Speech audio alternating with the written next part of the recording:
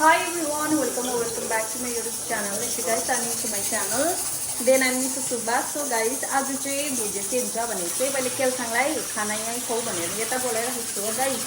अनि देन हाम्रो पाहुनाले चाहिँ यहाँनिर काम गर्दैछ जुठाहरू हो साराक्सिनी. अन्त मैले चाहिँ यहाँनिर उयो पकाउन आँटेको छु के पो सिबी हो. अन्त प्याज काटिरहेको छु सिबीको लागि तताको. अनि यहाँ चाहिँ आलु र अन्डा उसिनिरहेको छु किनभने मासु छैन. अन्त यहाँनिर चाहिँ हामीले अघि के पो उयो खायौँ झालमुरी हो. यो चाहिँ एक प्याकेट मुरैको डल्लै खाएर चाहिँ एज उब्रिरहेको छ. त्यो पनि दुईजनाले मात्रै खाएको लागि. अन्त भात पाक्दैछ हो. अन्त केलसाङले यहाँ उनीहरू पनि रेडी पार्दैछ. त्यो भिडियो चाहिँ म सानो भए पनि बनाइरहेको छु भनेर चाहिँ बनाएको छु. या गाइस आज चाहिँ पकाउँछु. क्या हटेन्दै हटाउँछ त्यो नजर लाग्दैन भनेर राखेको छ.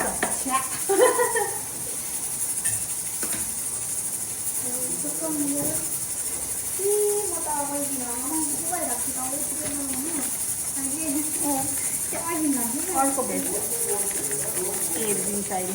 भेज छैन के अन्त उयो छिर्के मिर्के लागेको है.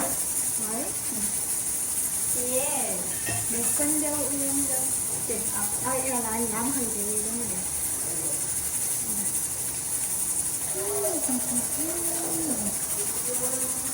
देऊ.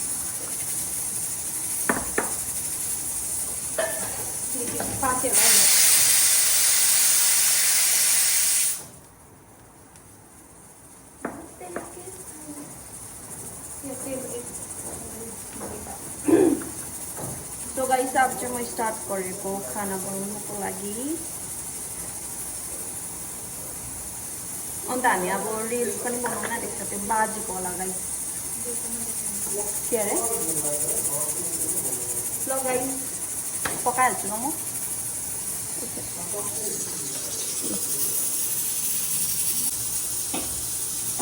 अन्डा पाक्यो होला.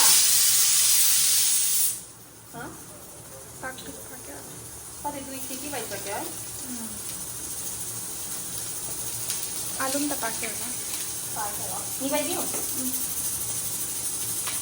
पनिर बनाउनु गइसक्यो छ त्यसमा.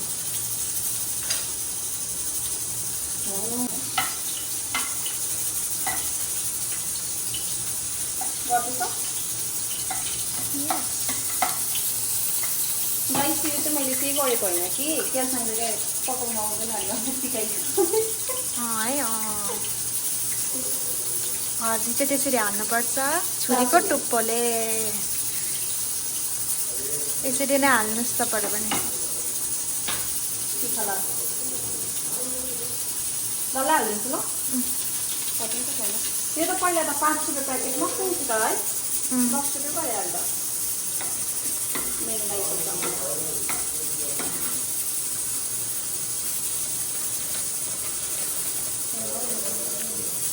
के बनाउन आँटेको यो चाहिँ अर्ग्यानिक सिबी. मुनि पानी छ छैन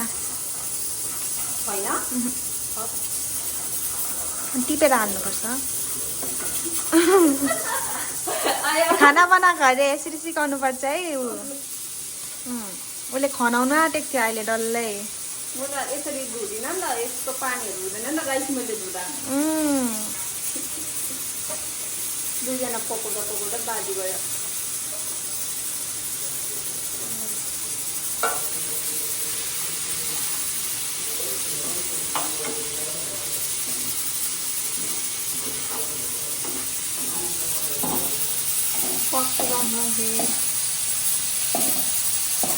यो घरको लाइटिङ आज चाहिँ मजाले जाने भएको सानो देखियो होला. लाइट के जस्तो खाना अलिक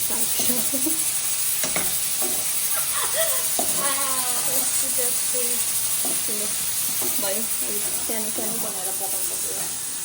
अब केलसाङले गाइस आलु पाक्छ. त्यो म देखाउँछु तपाईँहरूलाई.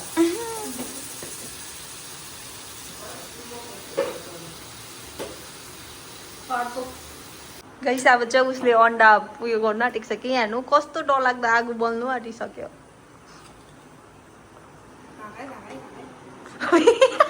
एउटा पकाइराखेर पुरा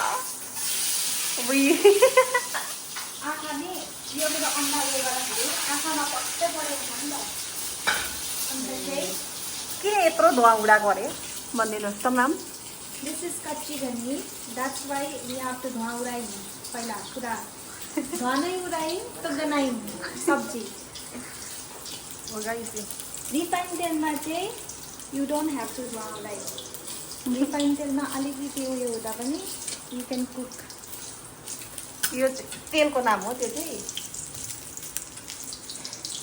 oh my god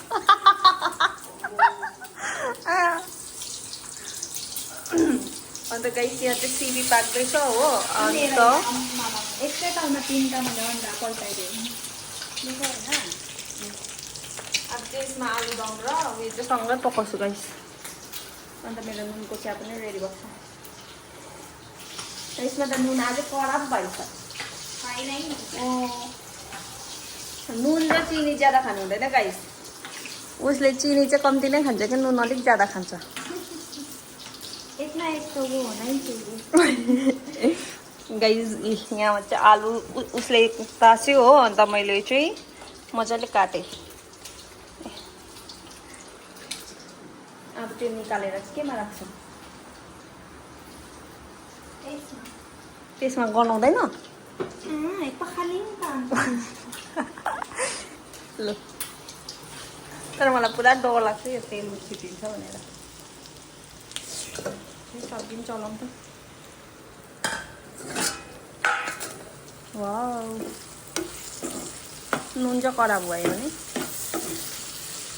मलाई त्यो सब्जीमा तेल ज्यादा खाएर होला कि मलाई यस्तो खालको सब्जी मनपर्छ सुपमा चाहिँ फेरि मन पर्दैन नि तेल है तिमीलाई कस्तो मनपर्छ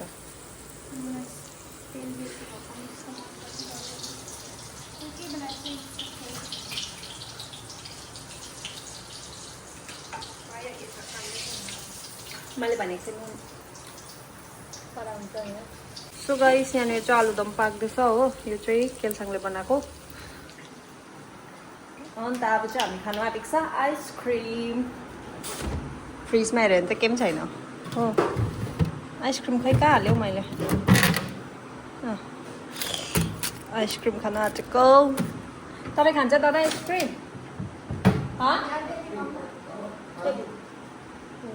के अरे ल एउटा लिनु एकछिनमा खाने त्यही भन्नु पर्दैन अघि कुल्फी कुल्फी फ्रिज त समरमा भयो होला सानो त उयो भएको छैन त केही हुँदैन है डिप रोस्ट गरेर त्यहाँ थिचिकन छोड्यो भने आफै उयो भइकन आफै उयो हुन्छ नर्मलमा ल त गाइज अब खानुपर्छ सरी केमा निकालिकन फ्याँक्दै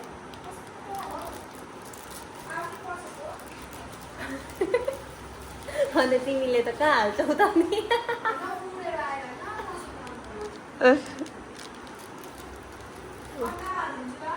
हालिदेऊ अन्त भरे पानी हाल्नु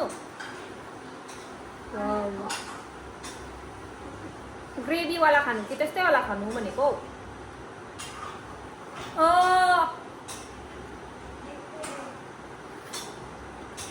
छिटाउ न खानु सेलिसक्यो आइसक्रिम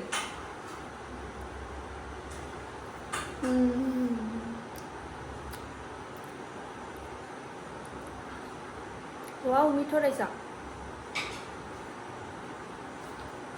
गाइस आइसक्रिम तातो आइसक्रिम देख्दैछ कस्तो रहेछ मिठो रहेछ